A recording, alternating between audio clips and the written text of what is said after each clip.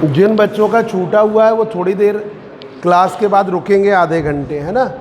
तो आधे घंटे रुकोगे। आदित्य, उदित और आशीष और सुदित, है ना। तो तुम लोग को और पीछे का बैग बता देंगे इसके बारे में, बस आधे घंटे में बता देंगे। देखिए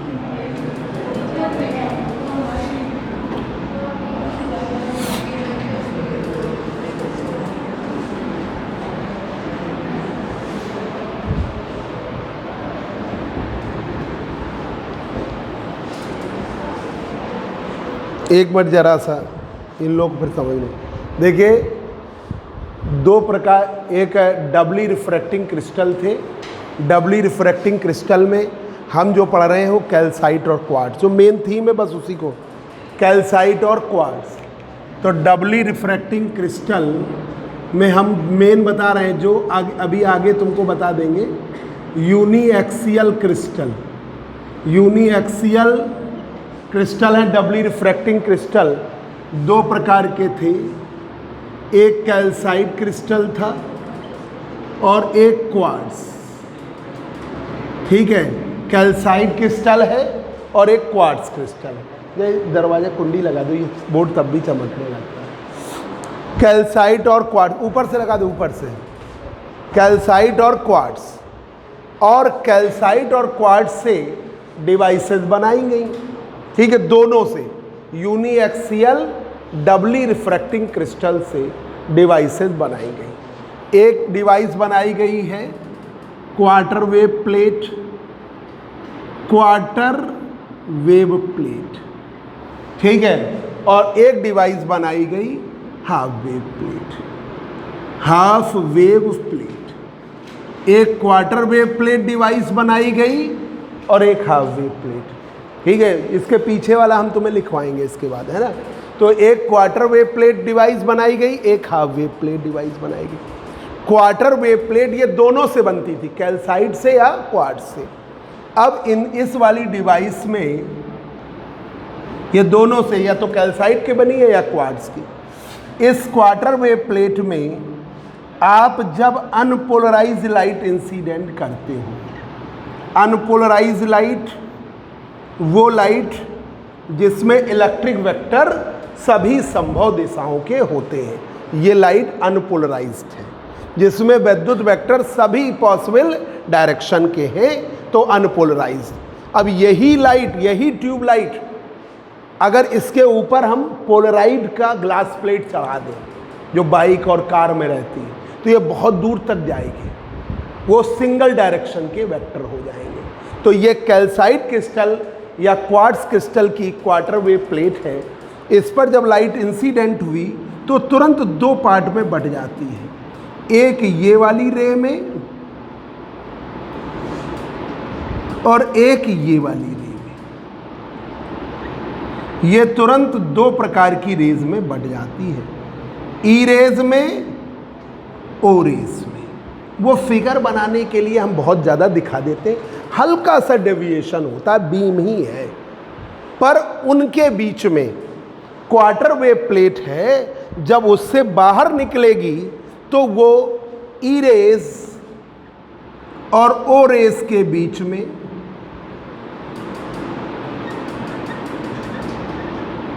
कितना पाथ डिफरेंस देगी, λ/4। क्वार्टर का मतलब 1/4, है ना। तो ये λ/4 का पाथ डिफरेंस ई रेज और ओ रेज के बीच देगी।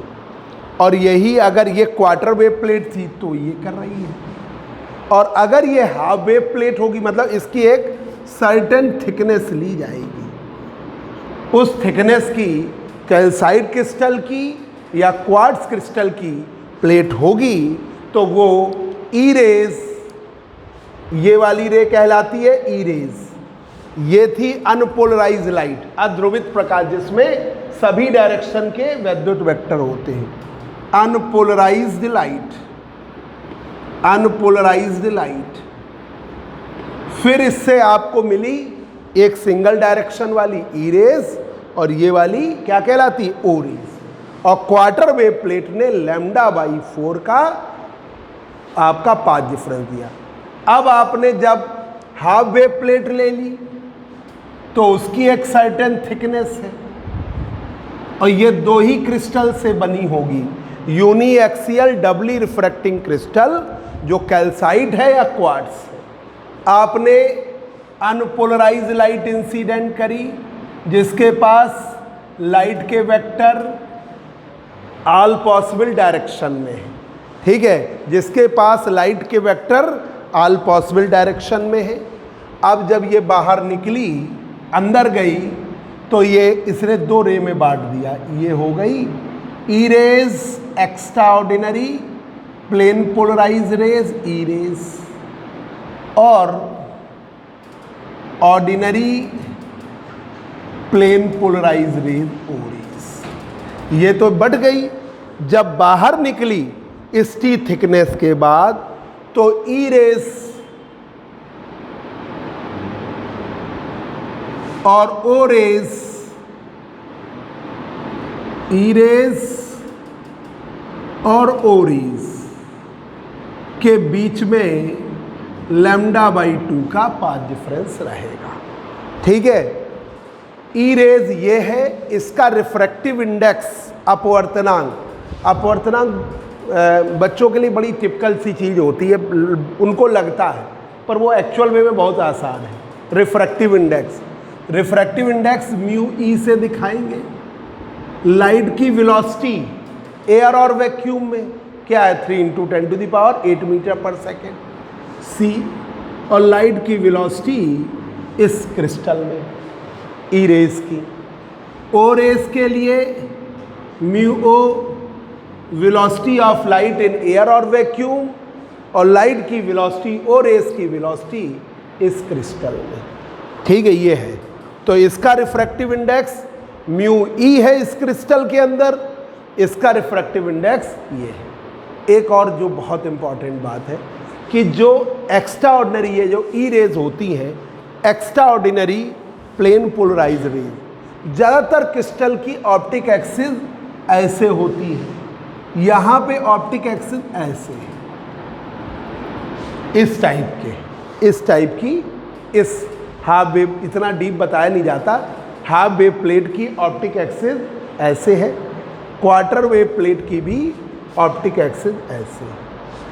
अब रेज, ये वाले जो वाइब्रेशन आए ई रेज के, ये ऑप्टिक एक्सिस के अलोंग है, और ओ रेज के वाइब्रेशन ऑप्टिक एक्सिस के परपेंडिकुलर, ठीक है। दोनों में जो वाइब्रेशन ऑप्टिक एक्सिस के प्रकाशिक अक्ष के समांतर बनते हैं, वो वाइब्रेशन होते हैं ई रेज के, और जो उसके परपेंडिकुलर बनते हैं वो होते हैं ओ रेज के। शोभित पढ़ने में बहुत अच्छे हैं, ठीक है।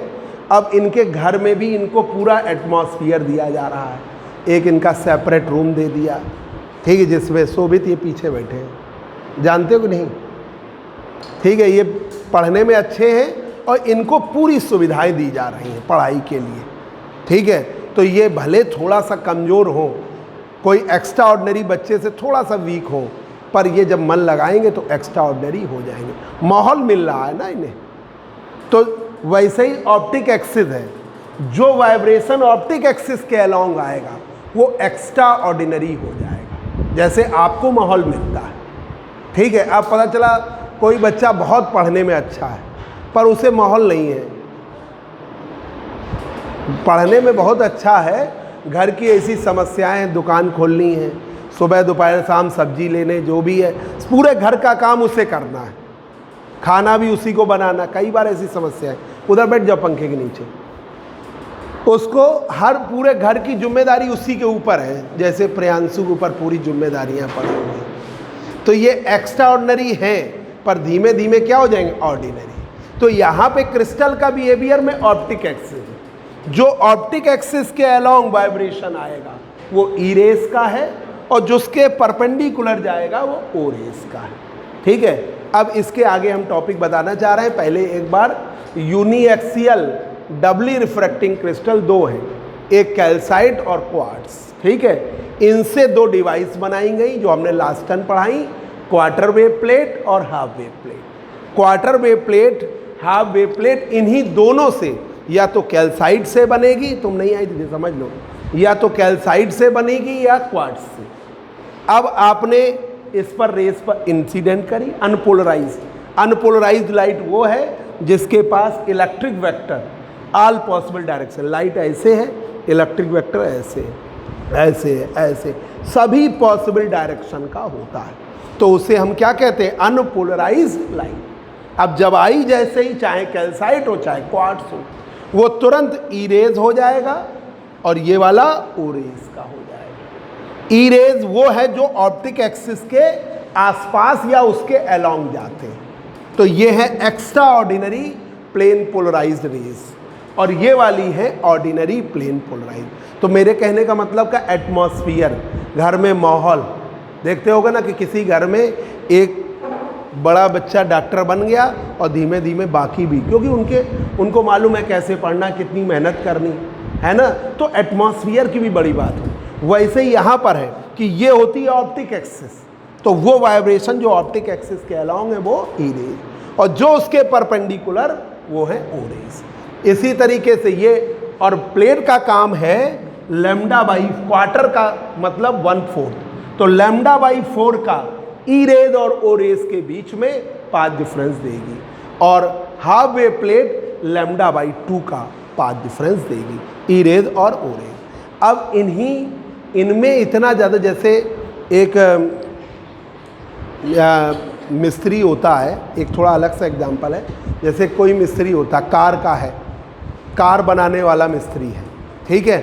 अब उसके पास देखते हो पूरा टूल बॉक्स रहता है, हर जगह के पार्ट्स खोलने के लिए उसके पास पूरा टूल बॉक्स होगा कार वाले के पास। बाइक वाला होगा उसके पास अलग टूल बॉक्स होगा, जो बाइक का मिस्त्री है, ठीक है, वहाँ वैसे लगने हैं। अब एक ऐसा हम इंस्ट्रूमेंट बना दें, मतलब उसके लिए अलग टूल बॉक्स चाहिए, उसके लिए अलग टूल बॉक्स दें, हम एक ऐसा इंस्ट्रूमेंट बना दें जो कार वाले का मिस्त्री उसे एक दे दें कि ये इससे सब खुल जाएगा, और बाइक वाले को एक दे दें, ठीक है। तो वैसे ही यहाँ पे कर रहे हैं कि आपको अलग अलग वेवलेंथ के लिए आपको अलग अलग क्वार्टर वेव प्लेट की ज़रूरत पड़ेगी। भाई ये तो एक फिक्स वेवलेंथ के लिए है, ठीक है, आपको अलग अलग वेवलेंथ के लिए अलग अलग क्वार्टर वेव प्लेट चाहिए, अलग अलग हाफ वेव प्लेट चाहिए। तो बेबी नेट ने एक ऐसी डिवाइस बना दी जो वेरिएबल पाथ डिफरेंस देगी, ठीक है, मतलब जैसा पाथ डिफरेंस आपको चाहिए, पाथ डिफरेंस है ना ई रेज और ओ रेज का बीच का, तो वो एक जैसा पाथ डिफरेंस चाहिए, जैसा आपको रिक्वायर है वो दे देगी, तो वो डिवाइस कहलाएगी आपकी बेबी नेट कंपनसेटर। तो ये टॉपिक पढ़ाने जा रहे हैं, लिखिए बेबी नेट कंपनसेटर, ये आज का टॉपिक है।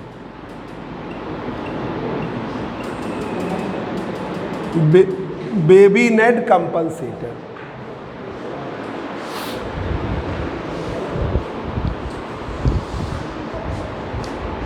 पहला पॉइंट,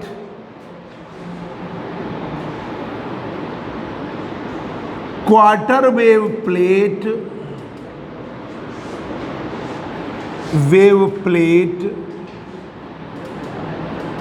तुम बात करते रहो, तुमको समझना तो है नहीं, हम वो पढ़ा रहे समझा रहे तब भी तुम बात कर रहे हो, वो भी डिस्टर्ब कर रहे हो, थोड़ी देर हमको देखो ना इधर। Quarter wave plate give the, बुरा ना मानो उसमें, थोड़ा ध्यान दो उसमें। Quarter wave plate give the lambda by 4 path difference.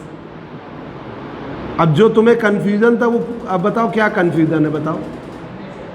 अब कन्फ्यूज़न तो हमसे पूछ लिया, हम तो तुरंत बताने को तैयार, कभी मना किए तो आप हमसे पूछ लिया करो, इससे वो भी कन्फ्यूज़ हो रहा है, हम भी बताओ ना, कुछ भी पूछना हो बताओ, छोटी से छोटी बताओ, अलग अलग तो फिर ना बात करो। Quarter wave plate give the lambda by 4 path difference between E rays and O rays. Quarter wave plate देती है लैम्डा बाई 4 का पाथ डिफरेंस ई रेज और ओ रेज के बीच में, ठीक है।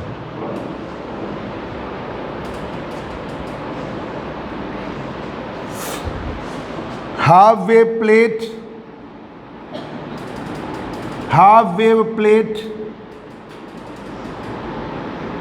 give the lambda by 2 path difference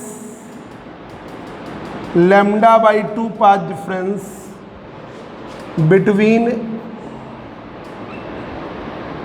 E rays and O rays। Half wave plate lambda by 2 का path difference देती है ई रेज और ओ रेज के बीच में।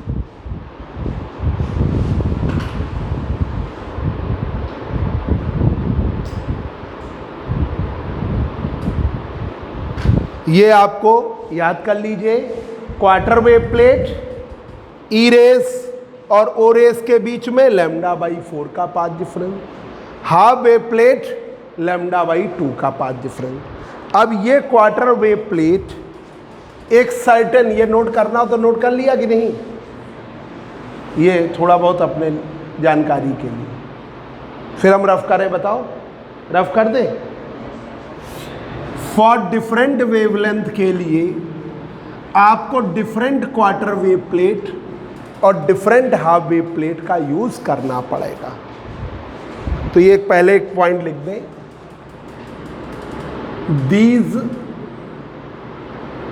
Quarter wave plate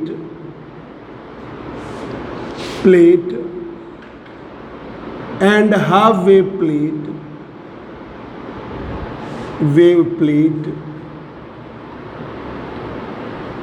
are formed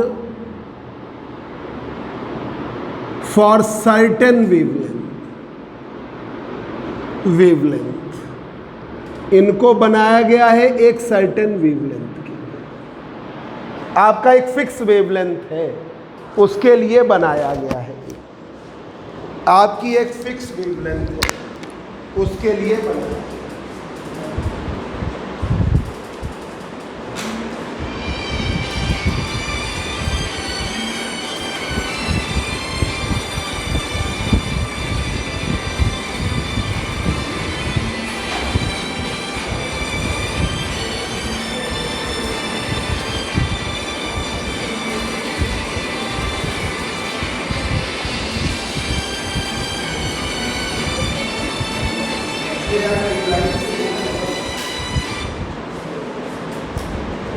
ठीक है,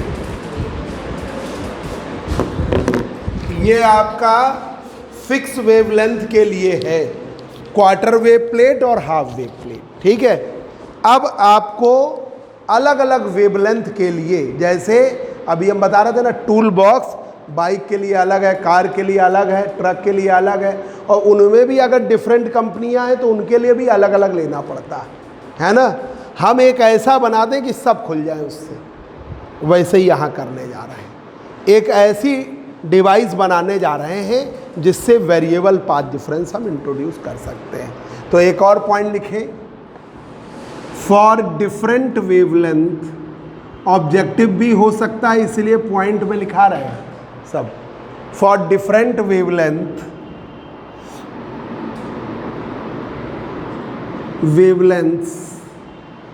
डिफरेंट वेवलेंथ के लिए, for different wavelength, different quarter wave plate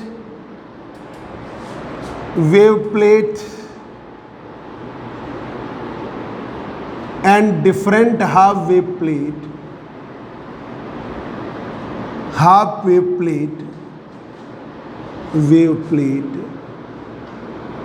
are to be used।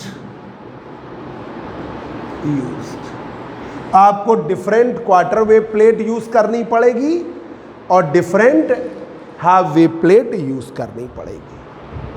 अब इस समस्या से निजात पाने के लिए पोलराइजेशन का ये लॉन्ग में भी टॉपिक आ सकता है, ये baby net compulsion.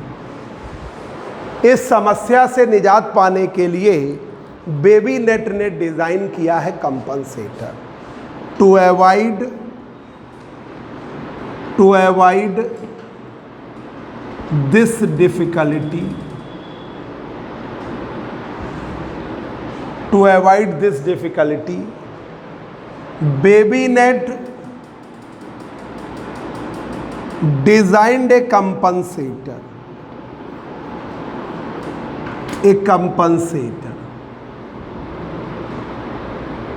BabyNet designed a compensator.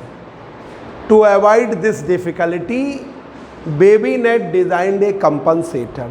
BabyNet ने एक कंपनसेटर डिजाइन किया है, by which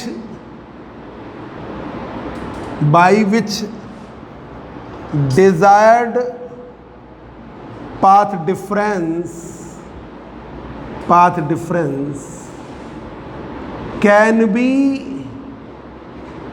introduced. Desired path difference can be introduced.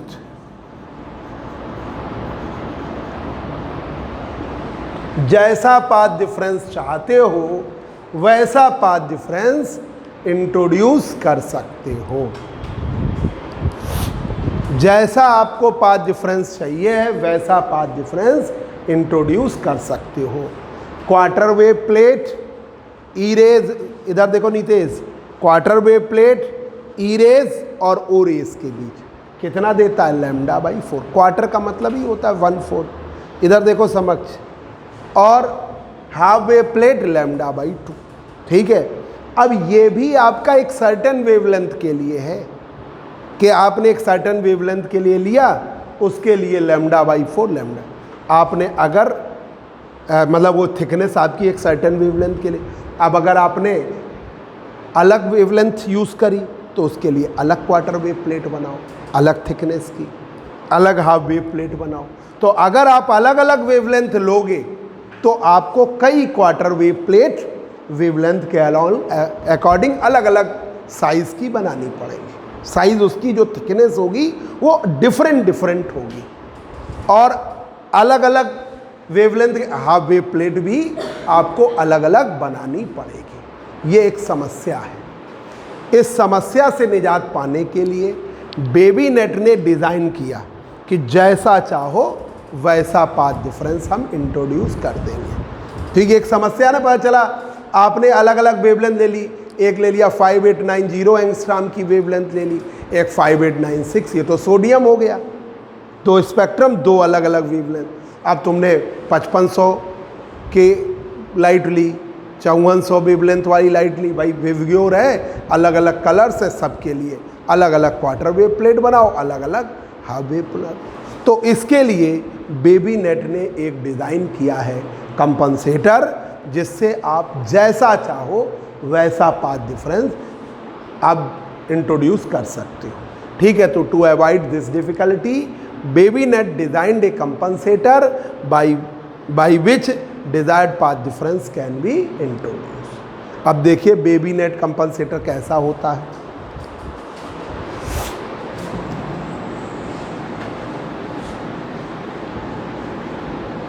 BabyNet compensator जो है क्वार्ट्ज प्लेट का बनाया है।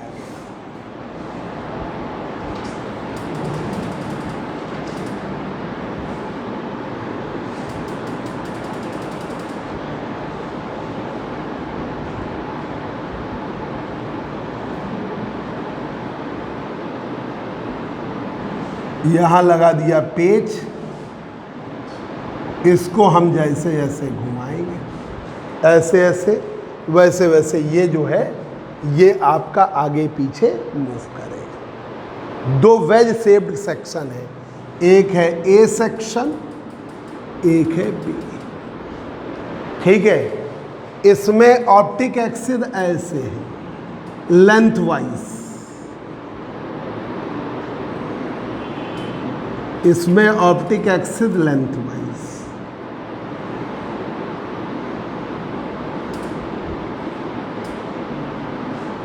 इसमें optic axis perpendicular to the plane of paper. इसमें optic axis perpendicular to the plane of paper. इसकी ऑप्टिक एक्सिस ये है लेंथ वाइज, इसकी ऑप्टिक एक्सिस ये है। इस पर आप क्वार्टर वेव प्लेट और हाफ वेव प्लेट पर प्लेन पोलराइज लाइट आप इंसिडेंट करते थे, अनपोलराइज नहीं डालते थे, प्लेन पोलराइज। अब आपने ये लाइट इंसिडेंट करी, कोई भी हो सकती है, ई रेज भी हो सकती है, ओ रेज भी हो सकती है, जाएगी, दो रेज बन जाएंगी।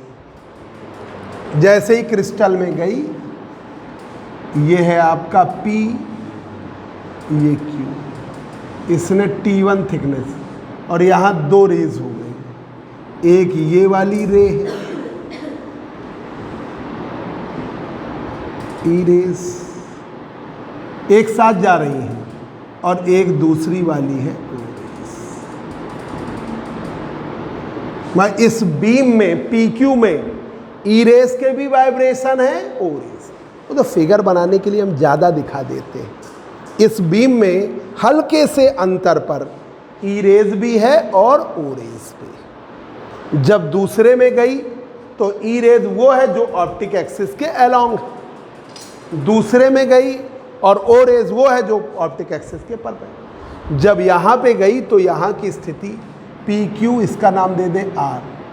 यहाँ पे गई तो ये है तो ई रेज, पर वो अब ऑप्टिक एक्सिस के परपेंडिकुलर हो गई, तो ई रेज बिहेव करेगी ओ रेज की तरह, और ओ रेज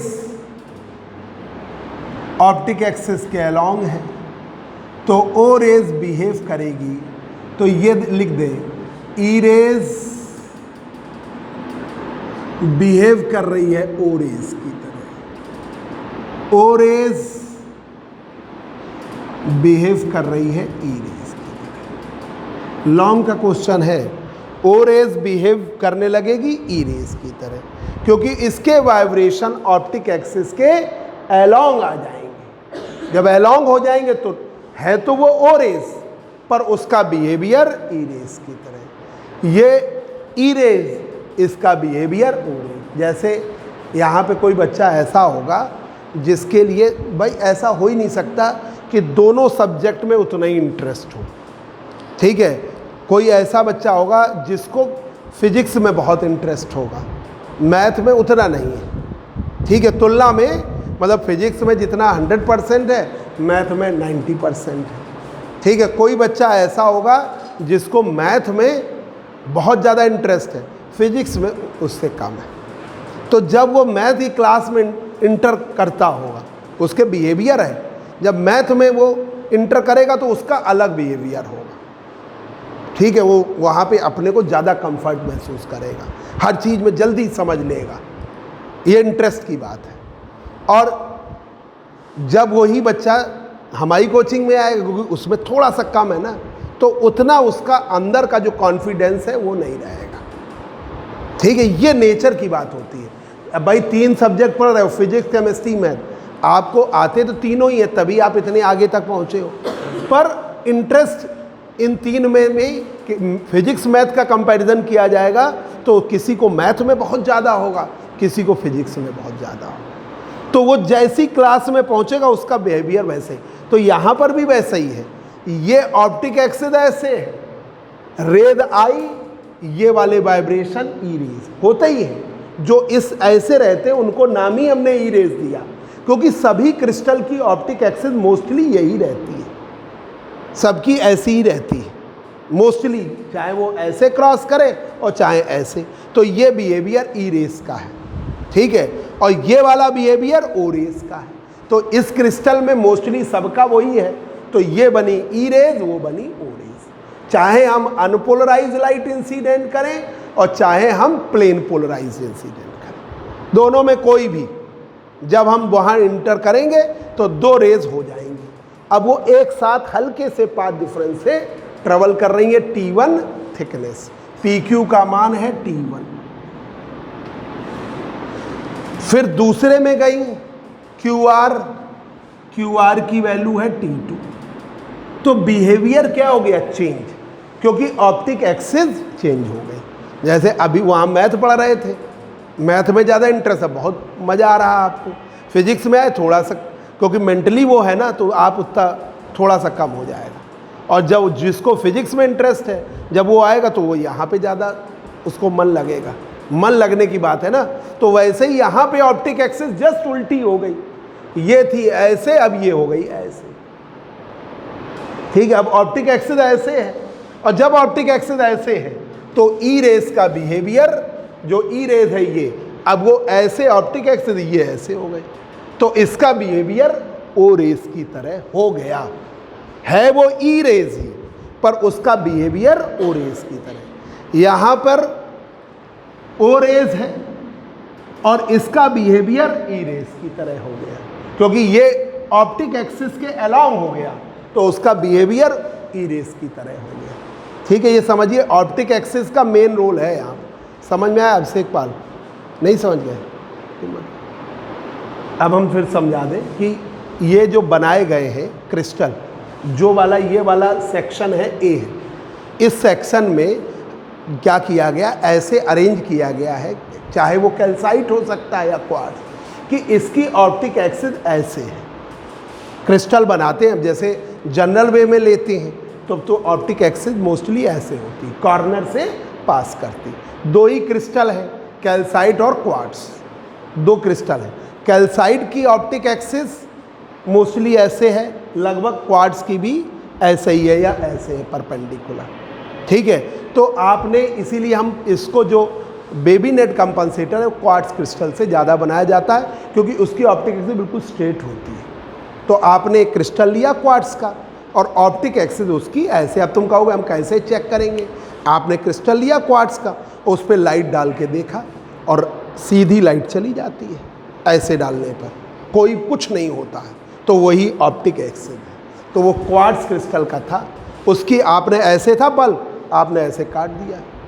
पनीर का एक वो लिए जाओ घर पे टुकड़ा चौकोर और उसे ऐसे काट दो बीच से। ठीक है, जैसे ये माचिस है और इसे बीच से काट दो, तो वैसे ही ये वाला इस तरह कट कर दिया, तो ये वाले की ऑप्टिक एक्सिस ऐसे। ठीक है, प्रकाशिक अक्ष ऐसे, ये वेज शेप्ड का सेक्शन है और इस वेज शेप्ड सेक्शन की ऑप्टिक एक्सिस ये है। दूसरा वाले में क्या किया कि ये ऐसे थी, ठीक है, इसी को हमने परपेंडिकुलर ऐसे अरेंज कर दिया और कट कर दिया, तो ये बन गई ये वाली बी। ठीक है, वही क्वार्ट्ज क्रिस्टल की ऐसे, ये एक हमने टुकड़ा लिया चौकोर रेक्टेंगुलर जैसे और उसे ऐसे कट कर दिया, ऑप्टिक एक्सिस देख लिया ऐसे है, उसकी बिल्कुल परपेंडिकुलर क्वार्ट्ज में होती है, कैल्साइट में थोड़ी तिरछी रहती है। ठीक है, अब वो बन गया। फिर हमने एक लिया क्वार्ट्ज का क्रिस्टल और उसकी ऑप्टिक एक्सिस उसकी भी ऐसे ही है। अब हमने इस टाइप की ऑप्टिक एक्सिस हमने ऐसे 90 या ऐसे मोड़ दिया, ठीक है, परपेंडिकुलर कर दिया, वो है आपका, और उसे ऐसे कट कर दिया। पहले परपेंडिकुलर कर दिया भाई, ऑप्टिक एक्सिस ऐसे थी, अब हमने उसे 90 डिग्री पर रोटेट कर दिया ऐसे और वो कट कर दिया, वो हमने ये लगा दिया, ये हो रहा है। ठीक है, कोई स्पेशल नहीं, मतलब वो एक क्वार्ट्ज क्रिस्टल है, क्वार्ट्ज का एक चौकोर, देखो यार, क्वार्ट्ज का एक चौकोर सब्सटेंस लिया, उसे ऐसे कट कर दिया, ये बन गया वेज शेप्ड सेक्शन ए। हाँ, कितने बजे? ठीक ठीक, निकाल दो जरा, कोई निकाल दो, तुम निकाल दो, जाओ उदित तुम निकाल दो जल्दी से। तो देखिए चौकोर हमने, अब समझ गए कि नहीं, चौकोर हमने क्वार्ट्ज क्रिस्टल लिया, ठीक है, उसकी ऑप्टिक एक्सिस ऐसे थी, हमने ऐसे कट कर दिया, इस तरह जस्ट बन गया ये वेज शेप्ड सेक्शन ए। अब ये ऑप्टिक एक्सिस वाला था, हमें परपेंडिकुलर हमने ये कर दिया और फिर कट कर दिया, ये सेक्शन है बी। ऑप्टिक एक्सिस हो गई ऐसे। सब्सटेंस को रखने के तरीके में अंतर है, बस ये ऐसे कर दिया, कट हमें ऐसे करना पड़ेगा, तभी वो वेज शेप्ड सेक्शन। इन दोनों को मिलाया और बीच में कोई सब्सटेंस लगा के जोड़ दिया है, नीचे पेच ले लिया है। अब हम पेच को ऐसे ऐसे घुमाएंगे तो ये वाला सेक्शन ऊपर नीचे मूव करेगा। तो जो T1 तो लगभग फिक्स रहेगा, T2 हम जैसा चाहेंगे वेरिएट करा लेंगे। ये है इसका, ठीक है। अब आया कि नहीं आया?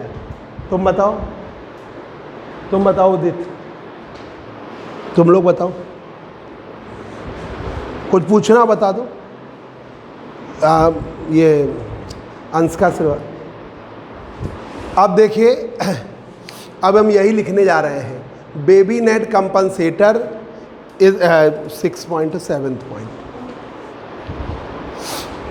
इसको क्वार्ट्ज क्रिस्टल से ही बनाया गया था, क्योंकि ये बनाने में बड़ी दिक्कत होती थी, क्योंकि उसकी ऑप्टिक एक्सिस तिरछी रहती है, तो बना पाना पॉसिबल नहीं था। तो बेबी नेट को सिर्फ क्वार्ट्ज क्रिस्टल से बनाया गया है, क्योंकि क्वार्ट्ज क्रिस्टल की सीधी सीधी ऑप्टिक एक्सिस, कैल्साइट की ऐसी तिरछी होती है, बन पाता नहीं। तो देखिए,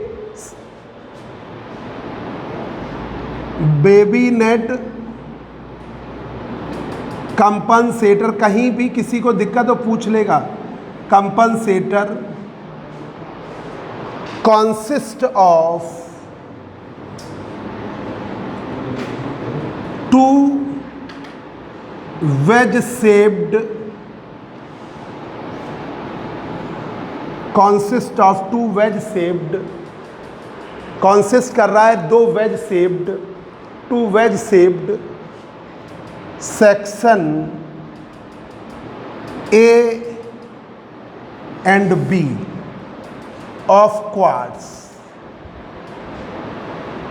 to wedge shaped section A and B of quartz. Babinet compensator consist कर रहा है दो वेज शेप्ड सेक्शन ए और बी क्वार्ट्ज की। इसका बेस्ट प्रैक्टिकली कर सकते हो, एक चौकोर ले लो और पनीर में ही कर पाओगे, काट पाओगे। पनीर का एक छोटा सा चौकोर टुकड़ा ले लो, ऐसे काट दो, वही बन जाएगा, ठीक है। उसके जस्ट ये जैसा लिया, उसके ऐसे 90 डिग्री ले लिया, वो बन गया, ठीक है। अब देखिए, सेक्शन ए में ऑप्टिक एक्सिस कैसी है? लेंथ वाइज है ना, लंबाई में ऐसे। इन section A optic axis is length wise,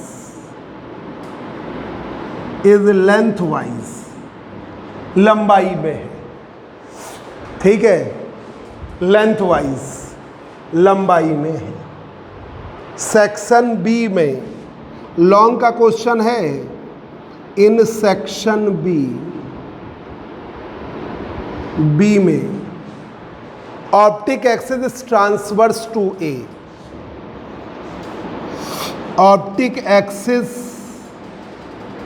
is transverse मतलब परपेंडिकुलर, ट्रांसवर्स ब्रैकेट में लिख दे रहे perpendicular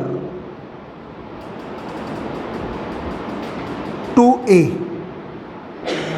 perpendicular to A. Transverse या क्या ब्रैकेट में लिख दो ट्रांसवर्स मतलब अनुप्रस्थ, परपेंडिकुलर टू ए।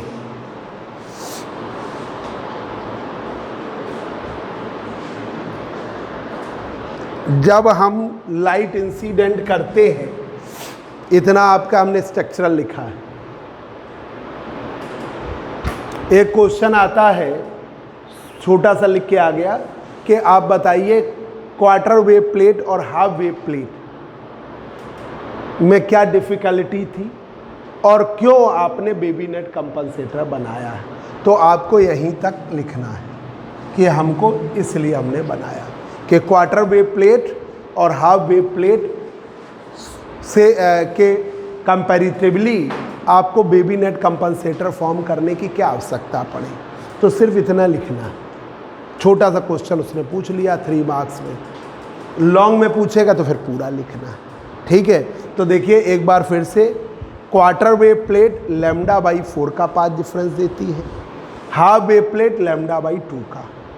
अगर आप अलग अलग वेवलेंथ लोगे, डिफरेंट वेवलेंथ, तो आपको डिफरेंट क्वार्टर वेव प्लेट चाहिए और डिफरेंट हाफ वेव। उदित ध्यान दो कि आपको डिफरेंट वेवलेंथ के लिए डिफरेंट चाहिए क्वार्टर वेव प्लेट और डिफरेंट वेवलेंथ के लिए डिफरेंट हाफ वेव प्लेट। ये एक समस्या है। हम चाहते हैं कि हम क्यों इतनी सारी क्वार्टर वेव प्लेट बनाएं अलग अलग थिकनेस की, है ना। हम उसकी तुलना में, भाई क्वार्टर का काम ही है λ/4 का पाथ डिफरेंस देना, हाफ का काम है λ/2 का। पर अगर आप अलग अलग वेवलेंथ लोगे तो अलग अलग थिकनेस की क्वार्टर वेव प्लेट बनानी पड़ेगी, अलग अलग थिकनेस की हाफ वेव प्लेट बनानी पड़ेगी। ये एक समस्या थी। इस समस्या से निजात पाने के लिए बेबीनेट ने एक कंपनसेटर डिज़ाइन किया। तो यही हमें लिखा है, टू अवॉइड दिस डिफ़िकल्टी, इस समस्या को समाप्त करने के लिए बेबीनेट डिज़ाइन, उन्होंने डिज़ाइन किया है एक कंपनसेटर। कंपनसेटर का मतलब ही होता है वेरिएबल वाला, जिसकी थिकनेस हम वेरिएट कर सकें।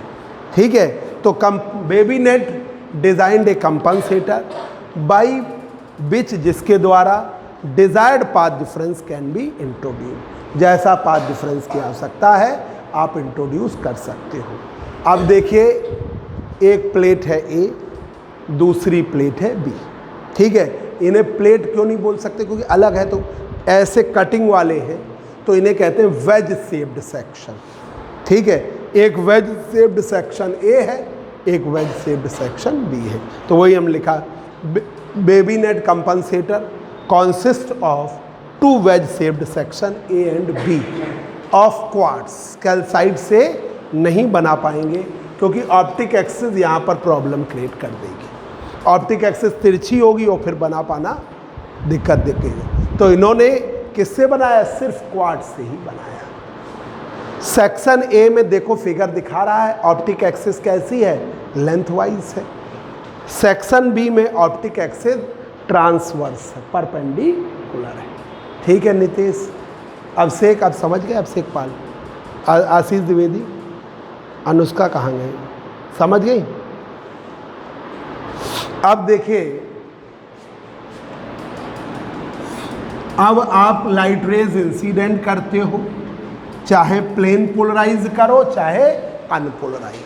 प्लेन पोलराइज के साथ भी एक और समस्या है कि जैसे आप ई रेज इंसिडेंट करते हो या ओ रेज इंसिडेंट करते हो तो कभी भी प्योर नहीं हो पाती। जैसे चाय में कितना भी अच्छी छन्नी लगा लो, चाय पत्ती के कण जरूर आएंगे। कोई सोचता हो कि चाय की पत्ती के कण जा नहीं रहे हैं, ये नहीं है, वो अंदर जाते हैं, वो साइज़ छोटा हो जाता है। वैसे ही यहाँ ई रेज है ये वाली, अगर तुम प्योर ई रेज करोगे तब भी उसके साथ ओ रेज होंगे, कुछ ना कुछ तो रहेंगे। ओ रेज इंसिडेंट करोगे तो उसके साथ ई रेज भी रहेंगे, चलती एक ही साथ है। वो तो हम लोग अपनी फिगर के बनाने के लिए थोड़ा गैपिंग दिखा देते हैं। ठीक है, तो अब देखिए, व्हेन प्लेन पोलराइज्ड और unpolarised light is incident, plane polarized या unpolarized light is incident, चाहे हम प्लेन पोलराइज इंसिडेंट करें चाहे अनपोलराइज, दोनों में, क्योंकि प्लेन पोलराइज कभी प्योर हो ही नहीं पाती, चाहे हम ई रेज इंसिडेंट करें और चाहे हम ओ रेज इंसिडेंट करें और चाहे हम ordinary light plain unpolarise incident on the section A. By incident तो सेक्शन ए पर ही होगी, स्टार्टिंग तो सेक्शन ए पर ही होगी, is incident on section A. तो यहाँ पर ई रेज और ओ रेज दोनों ट्रेवल करेंगी अलोंग पी क्यू। ठीक है, ई रेज और ओ रेज दोनों प्रोपोगेट करती है किसके अलोंग, पी क्यू। जैसे ही आपकी क्रिस्टल में आई तुरंत ये वाले वाइब्रेशन बन गए और ये वाले, दो ही बने, बाकी नहीं रह गए। या तो ये वाले वाइब्रेशन ले गए ई रेज वाले, और ये वाले दोनों प्रोपोगेट कर रहे हैं। ठीक है, तो देखिए in section A E rays and O rays, E rays and O rays, E rays and O rays, O rays propagating along PQ, propagate कर रहे हैं किसके along PQ के, प्रोपोगेटिंग along PQ। अब ई रेज का refractive index mu E होता है, O rays का रिफ्रैक्टिव इंडेक्स म्यू ओ होता है। कोई बच्चा जो शुरुआत से पढ़ रहा है बताए किसका रिफ्रैक्टिव इंडेक्स ज़्यादा है, तुम लोग छोड़ के किसका रिफ्रैक्टिव इंडेक्स ज़्यादा है? कल क्वार्ट्स है? नहीं, याद कर लो। ये ई रेस का रिफ्रैक्टिव इंडेक्स म्यू ई की वैल्यू म्यू ओ से ज़्यादा है।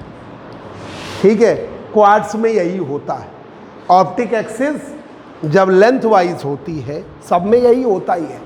ऑप्टिक एक्सिस क्या होती है? ऐसे लेंथ वाइज। ठीक है, तो ई रेस का रिफ्रैक्टिव इंडेक्स होता है 1.554, ओ रेस का होता है 1.544। ठीक है, तो ई रेस का देख लो जरा, अंश का शास्त्री देख लो, 554 होता है। ठीक है, और ओ रेस का 1.544, 553 होता है, सॉरी 553। तो ये ई रेस का रिफ्रैक्टिव इंडेक्स क्वार्ट्स में हमने कैलकुलेट किया है, इन लोगों को याद करा दिया है कि फिक्स है क्वार्ट्स क्रिस्टल में ई रेस का रिफ्रैक्टिव इंडेक्स क्या होगा? 1.553, ओ रेस का रिफ्रैक्टिव इंडेक्स 1.544। तो ई रेस का ज़्यादा है ओ रेस का। अब path difference between E rays and O rays, P1 से दिखाओ। ई रेज और ओ रेज कितनी थिकनेस है? T1, T1 है ना, तो म्यू ई इंटू T1, ये ऑप्टिकल पाथ हुआ। रिफ्रैक्टिव इंडेक्स इसका ज़्यादा है ना, तो mu E refractive index T1, उसका refractive index mu O T1। Path difference निकाल रहे हैं, तो ऑप्टिकल पाथ निकालने का तरीका होता है, जिनको ना मालूम हो लिख लें अलग से। ऑप्टिकल पाथ, लाइट रेस के जो पाथ होता है वो ऑप्टिकल पाथ, जैसे प्रकाश जो इस रूम में ट्रेवल करेगी डिस्टेंस, तो उसे हम क्या कहेंगे? Optical path. तो जो ऑप्टिकल पाथ होता है लाइट का, ऑप्टिकल पाथ, वो क्या होता है? रिफ्रैक्टिव इंडेक्स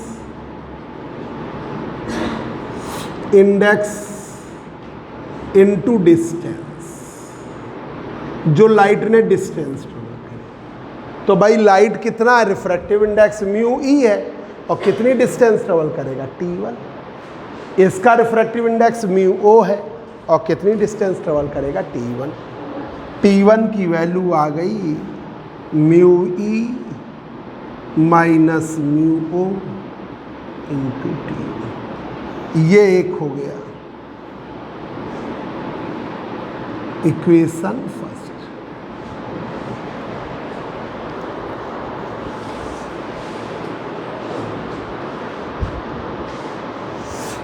अब आइए 11 पॉइंट है सेक्शन बी में।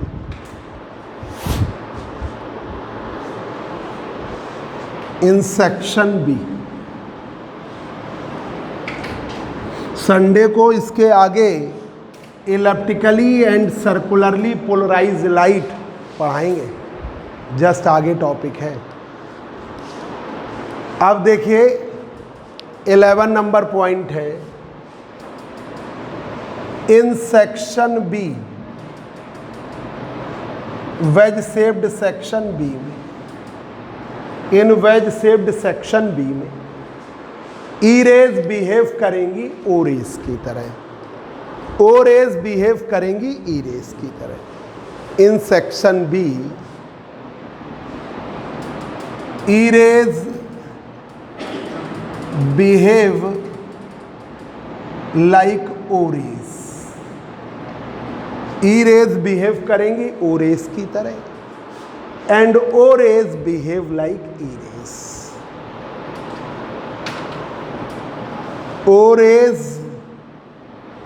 Behave like E rays. सब उल्टा हो गया, बिहेवियर जस्ट उल्टा हो गया। ई रेज जो थी ये ऐसी थी, और इस क्रिस्टल में ऑप्टिक, इधर देखो भी नोट नहीं करो, इस क्रिस्टल में ये वाइब्रेशन था ऑप्टिक एक्सिस के अलावा, तभी तो ई रेज थी। अब जब यहां पहुंची तो ई है, पर बिहेवियर जस्ट ऑप्टिक एक्सिस ऐसे हो गई, ये ऐसे हो गई, तो ई रेज बिहेव करने लगी ओ रेज की तरह, ठीक है। और ये वाली रे ओ रेज है, अब ये ऑप्टिक एक्सिस के अलाउंग आ गई, तो इनका बिहेवियर ई रेज की तरह हो गया। ई रेज का रिफ्रैक्टिव इंडेक्स म्यू ई से ही दिखाते थे, इसका रिफ्रैक्टिव इंडेक्स म्यू ओ से ही दिखाते थे, तो ये उल्टा हो गया। यहाँ पर उल्टा होने का मतलब म्यू ई बड़ा म्यू ओ से था, इस क्रिस्टल में जाकर म्यू ओ बड़ा हो गया म्यू ई से। जब उल्टा बिहेवियर हो गया तो उल्टा रिफ्रैक्टिव इंडेक्स भी हो गया, म्यू ओ की वैल्यू म्यू ई से ज़्यादा आ गई, ठीक है। बिहेवियर उल्टा हो जाएगा इसमें, क्योंकि ये जो वाइब्रेशन थे ऑप्टिक एक्सिस के अलोंग थे, तो ये थे ई रेज, ऑप्टिक एक्सिस के परपेंडिकुलर हो गए, ठीक है। अब ये ऐसे आ रहे हैं, अब ये ऑप्टिक एक्सिस ऐसे, ये ऐसे, तो इनका नेचर ओ रेज की तरह हो गया, और जो ये वाले थे ओ रेज, ये हो गए ई रेज की तरह। तो नेचर बदल गया, रिफ्रैक्टिव इंडेक्स का भी कंडीशन उल्टी हो गई। अब ओ रेज का रिफ्रैक्टिव इंडेक्स ई रेज से ज़्यादा हो जाएगा, ठीक है, ये होगा। अब देखिए थिकनेस ये कितनी है, T2, क्यू आर की थिकनेस हमने लिख दी है, ये T2। अब पाथ डिफरेंस P2 से दिखाओ, पाथ डिफरेंस P2 से दिखाओ, और mu O into T2, mu E into T2। Optical path mu O into T2, mu E into T2। P2 की वैल्यू हो गई mu O mu E into T2।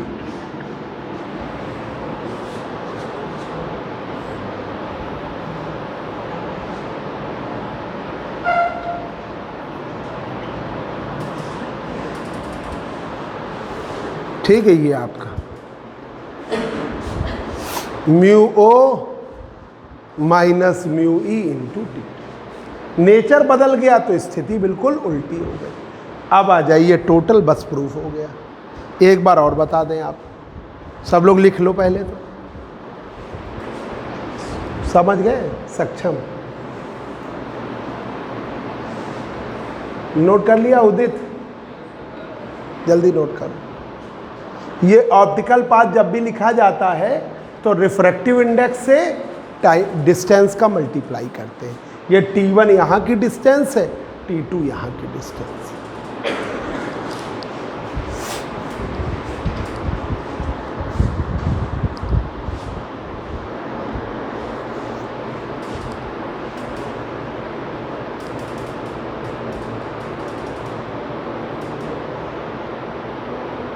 देखिए, ये देखो इधर, जब आपका ये वाले क्रिस्टल में ये क्रिस्टल है, ठीक है। ऑप्टिक एक्सिस ऐसे, क्वार्ट्ज में ऐसी ही होती है, बिल्कुल परपेंडिकुलर, दो ही क्रिस्टल हैं इसीलिए क्वार्ट्ज से बनाया गया।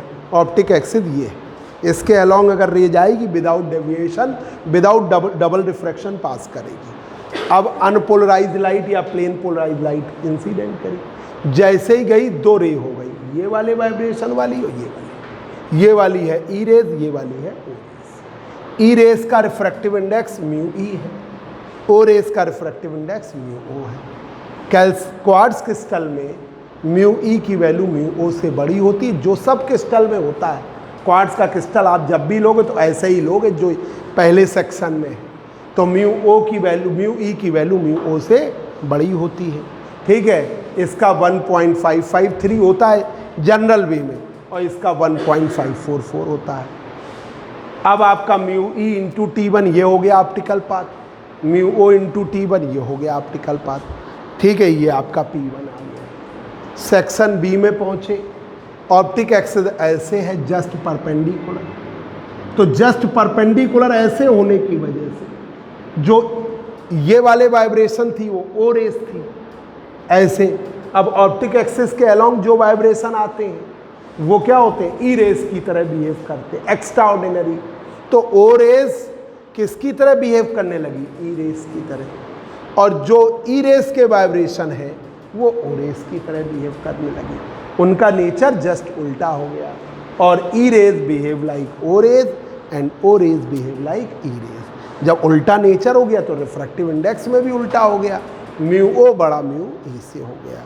अब देखिए पाथ डिफरेंस P2 की वैल्यू, म्यू ओ ये वाला म्यू ओ इस वाले का म्यू ओ है, इनटू क्या करोगे T2, इस वाले का म्यू ई इंटू T2 कर लिया, ये आ गया। तो जब नेचर बदला तो स्थिति बदल गई, ठीक है। अब आपका total path difference 12 number point में दोनों जोड़िए।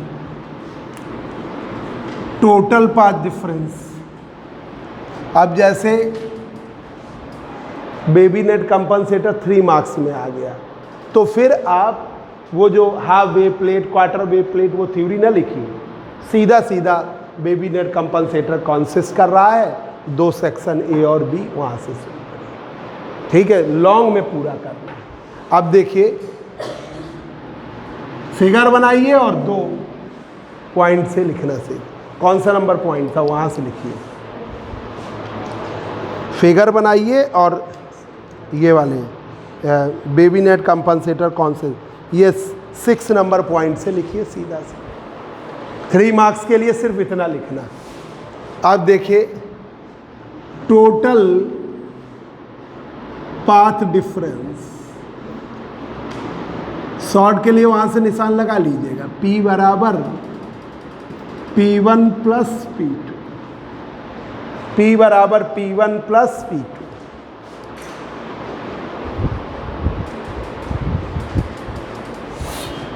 P1 की वैल्यू है mu E minus mu O into T1। P2 की value mu O minus mu E into T2, ठीक है। अब आप यहाँ पे कॉमन करना है तो ये ऐसे कर लो, mu E minus mu O to T1, mu E minus mu O, mu E mu O T1 minus T2। ये रिलेशन हो गया वेरिएबल पाथ डिफरेंस, ठीक है। This is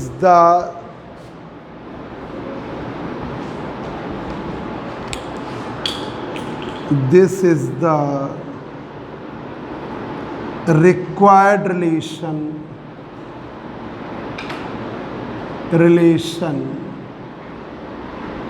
for variable path difference,